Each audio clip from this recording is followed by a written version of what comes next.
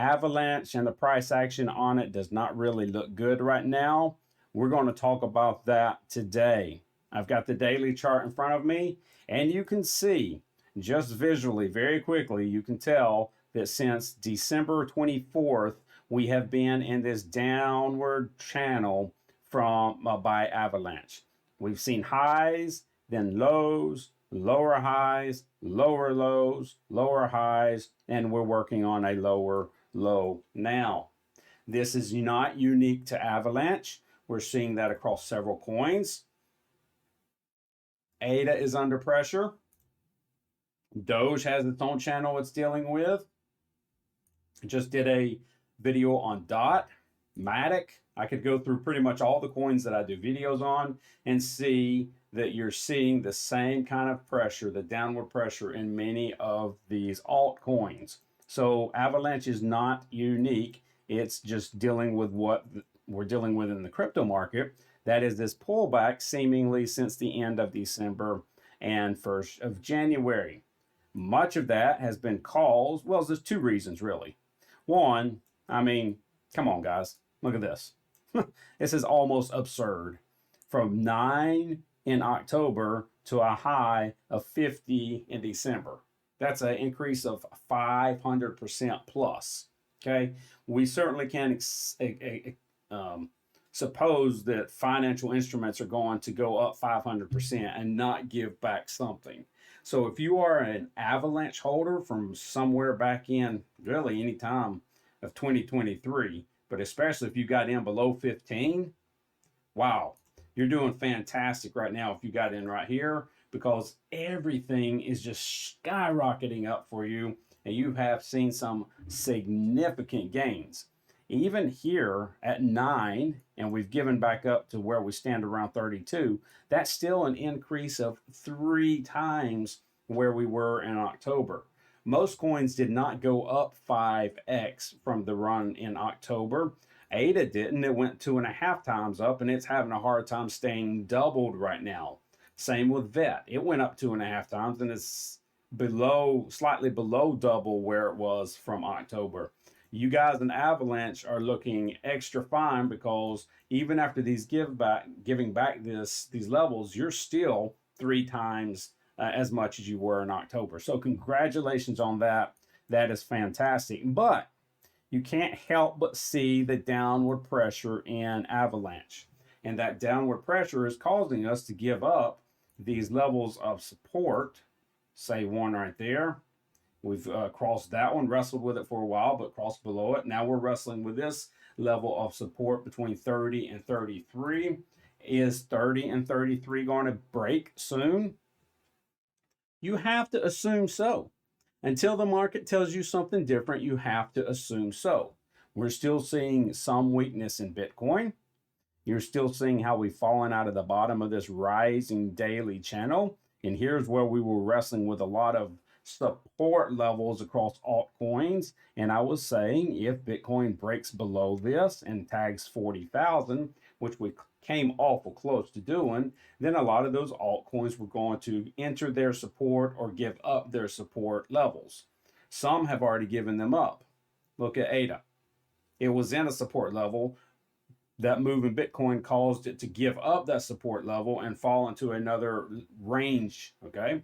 That, I don't know if it gave up, yeah, it gave up that 0.03, which was a strong support level, and now it's ranging in this level. Avalanche hasn't quite given up this support level because I consider this the support level from 30 to 33, but it has entered it and has even gotten pretty close to the bottom of it.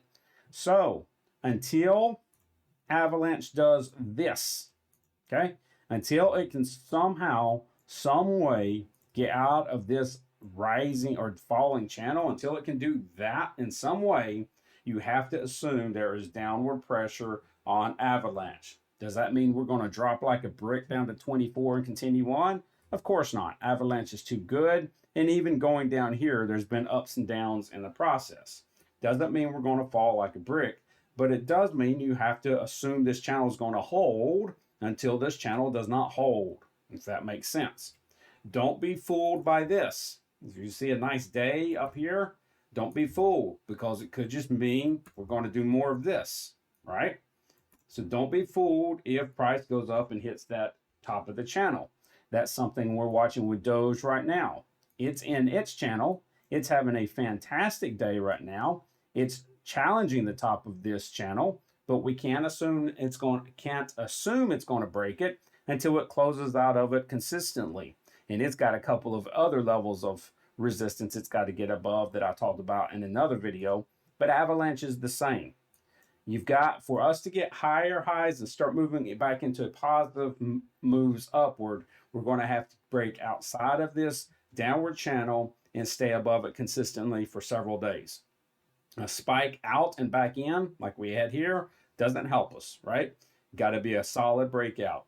And I would like to hold this 30 level, but if Bitcoin goes below 40,000, down to this 38 to 40,000 level, I don't know that Avalanche will hold that 30 level, because it's really the next level of resistance. It's already kind of entered that level of resistance. So all we can do right now is watch the markets.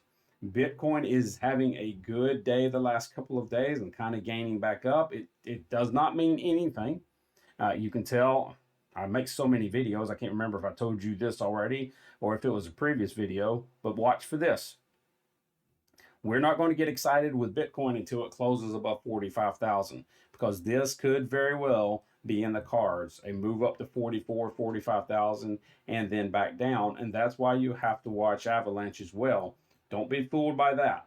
Okay. You need to see some positive price action that takes us out of this falling channel and keeps us out of that falling channel.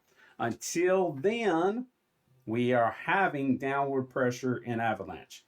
And as long as we have downward pressure, we don't necessarily have to assume lower lows, but you certainly cannot assume that we will break out and go higher. It's just going to take some constructive moves, and you'll be able to see it when it happens. You'll be able to start seeing us tag the top of this channel and closing out of it. And that'll give you some warning that, oh, okay, we might be in for some moves higher, but we're not right now. Absolutely not for Avalanche. In fact, if I had to guess and flip a coin, I'd say we were going down just because of the pressure and the channel. Could be wrong, but right now we're right in the middle of a downward channel. So you kind of got to say, hey, you tell me, where do you think we're headed?